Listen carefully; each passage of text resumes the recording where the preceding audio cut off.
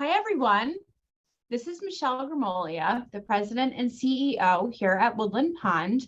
And today is Tuesday, August 23rd, 2022. And this is my weekly address on a Tuesday.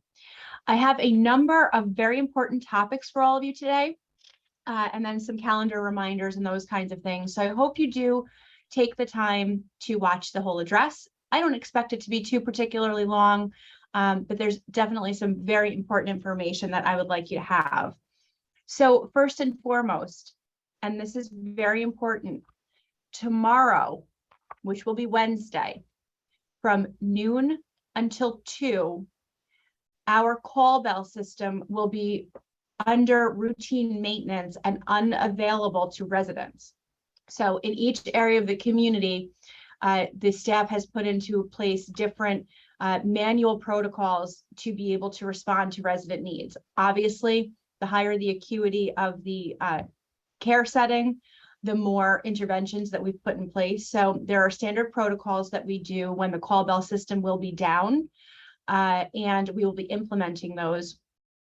Our team has a process of something called a Code Delta, which we held this morning. It's a meeting of all of the members of leadership and the staff that need to be involved in planning for such events. And we go step by step to make sure that we've got interventions identified. So for skilled nursing and assisted living in Garden View, we will be providing manual bells for all of you. You will have those tomorrow by 11 a.m.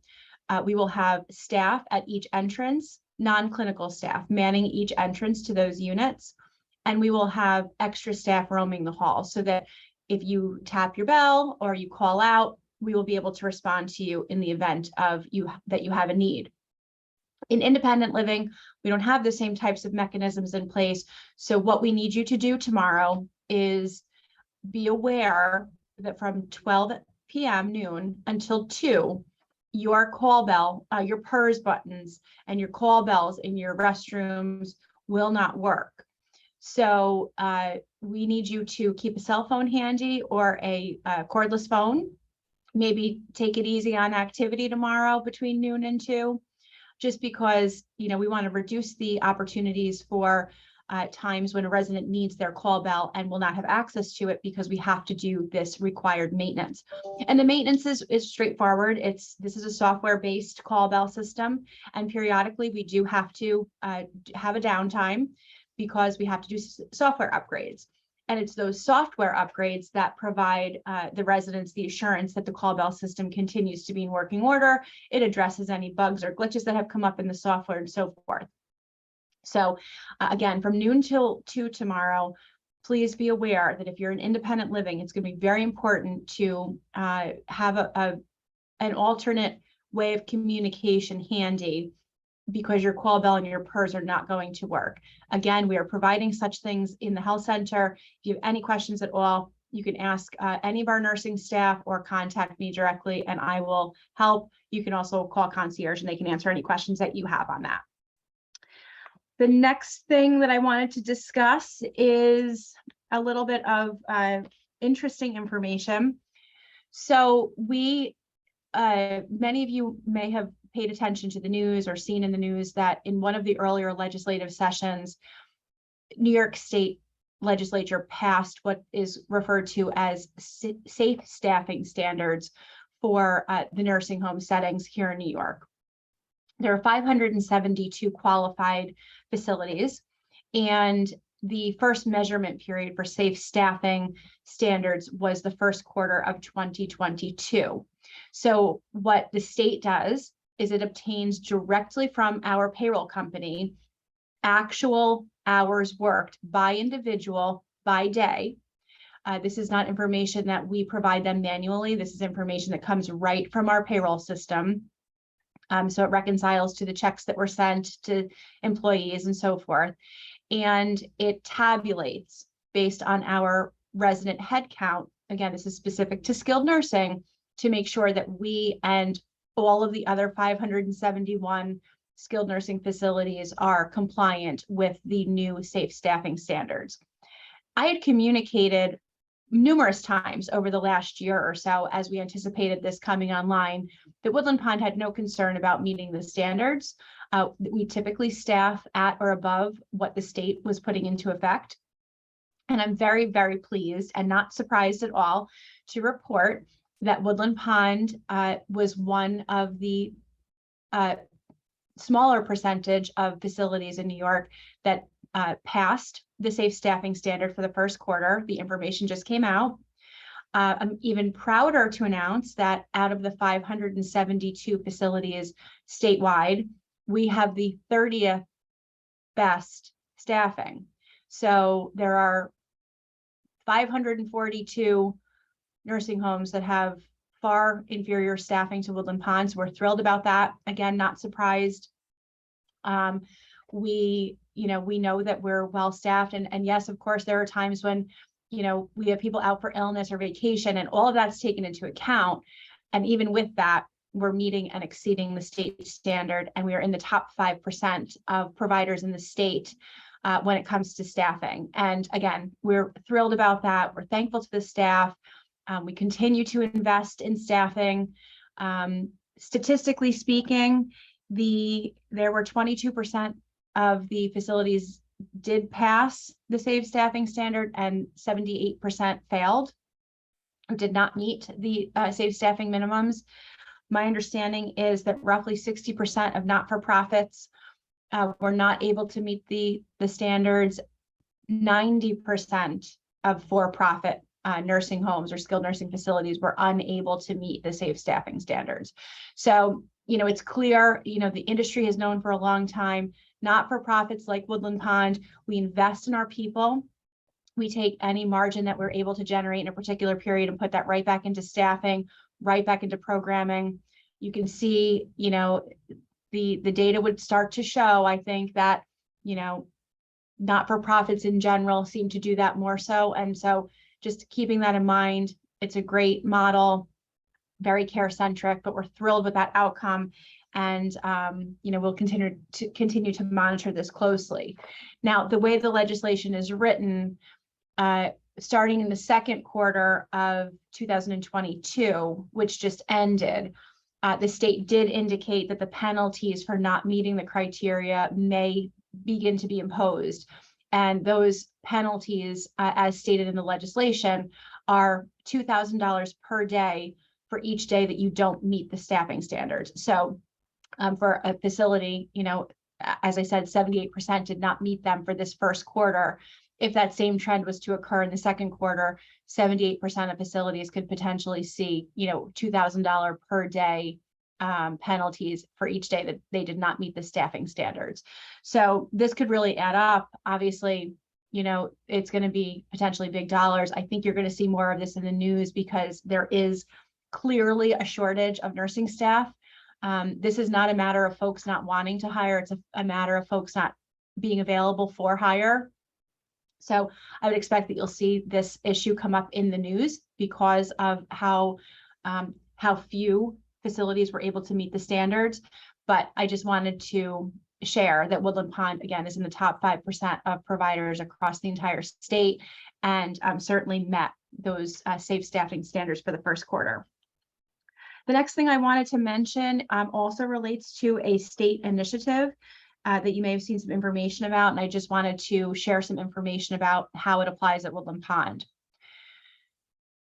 In the budgetary legislative session, the New York State Legislature passed the approval of $1.8 billion to be distributed to healthcare workers that were on the front line, so to speak, during the pandemic.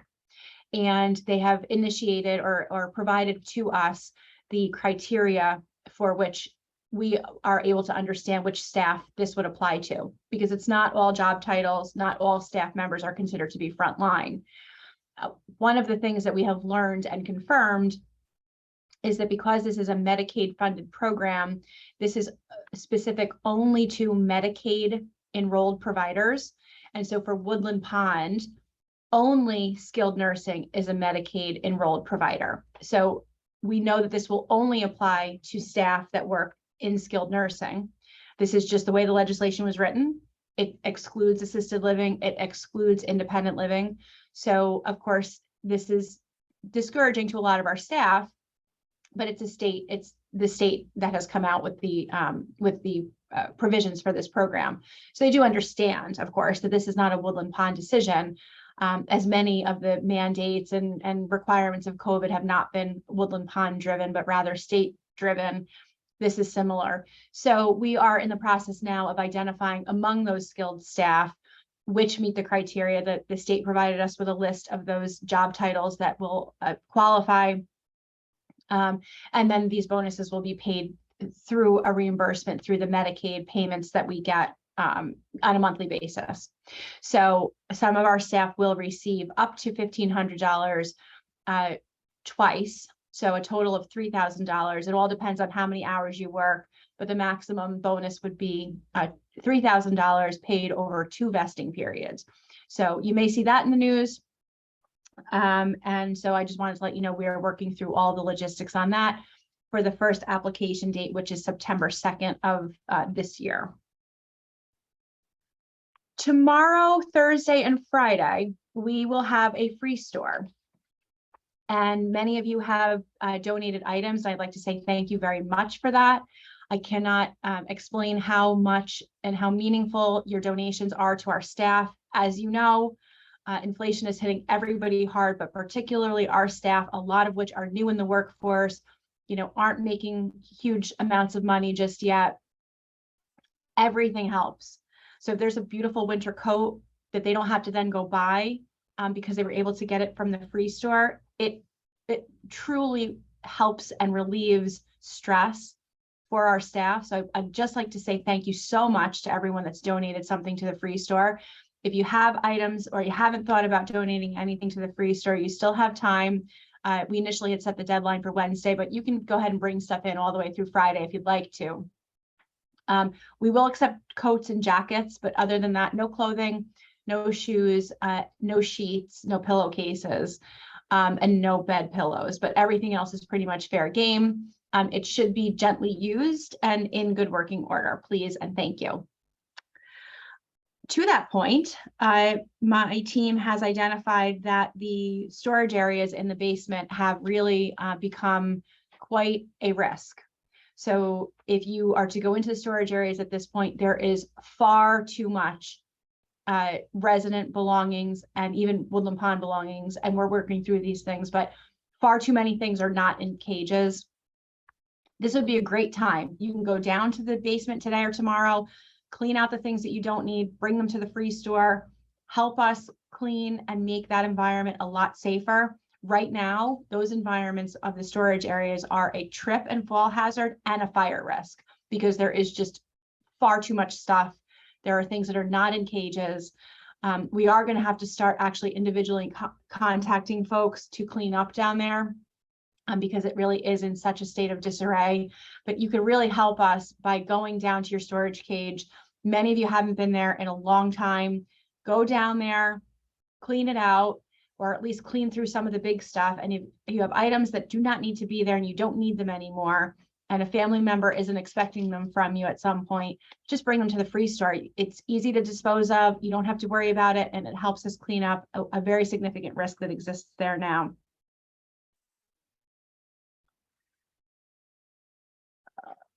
Okay, some calendar reminders. Brain teasers and the Spanish conversation tomorrow, which would normally be held in the art studio, will be held in the classroom. So because the art studio will be used for the free store Wednesday, Thursday, and Friday, anything that would have normally been in the art studio the next 3 days will take place in the classroom. And for tomorrow, that's brain teasers and the Spanish conversation. Spanish conversation group, excuse me. Friday at 1:30 in the PAC, we have a fantastic presentation that's going to be done, and we very much need folks that are interested in attending to sign up. It's very important that you sign up for this one. I'll just read the blurb about this, but this is attorney and author Bill Horn will present The Improbable Community, Camp Woodland and the American Democratic Ideal. He'll be joined by folk musician Pat LaManna and other musicians. Camp Woodland started in 1939 as a racially and ethnically inclusive summer camp for city kids located in Phoenicia, New York. The camps and profoundly influenced many campers from 1939 till 1962. And that includes our resident Carl Rodman, who was a camper. There will be a slide presentation and a concert of folk songs that were timely to that part of the 20th century. So I would strongly encourage that you attend this great viewing at 1:30 in the PAC on Friday, but please do sign up at Concierge. The next thing is actually tomorrow, another for tomorrow. Tomorrow at 11:30, Dr. Joshua Kay will visit Woodland Pond, and he will meet with folks in the PAC to describe and discuss his role as a physiatrist or a physical medicine and rehabilitation doctor. He will be providing services here to residents that are referred to him in the health center, medical offices on Fridays from 8 to noon starting in September. So he will be able to see independent living residents, assisted living and garden view residents, and I believe skilled nursing residents, but I'm not 100% sure on that. But Dr. K will be working very closely with the Woodland Pond rehab team to elevate our access to and the quality of services that we provide related to physical and occupational therapy. So Dr. K will describe what he can do in working with our physical therapy team and how this is a benefit for you that's covered by Medicare, and why it might be a good idea for you to see Dr. K, particularly if you are experiencing joint pain and stiffness, range of motion issues, balance issues, feel like you could use a little bit of a tune-up. This is an added layer to what our team would do. So he would make referrals to our team from truly a physician's perspective, assessing your whole body and the mechanics and all of the things that you need to get through your day a little bit more comfortably, a little bit more confidently. So please come see Dr. K tomorrow at 11:30, and you can ask all of your questions. And then next Wednesday at 3 p.m. is the Resident Association quarterly meeting. So that is a meeting that you won't want to miss. I believe the topic is to talk about the value of volunteering for committees and so forth here at Woodland Pond. And I think you're definitely going to want that on your calendar too. That's at 3 p.m. next Wednesday. I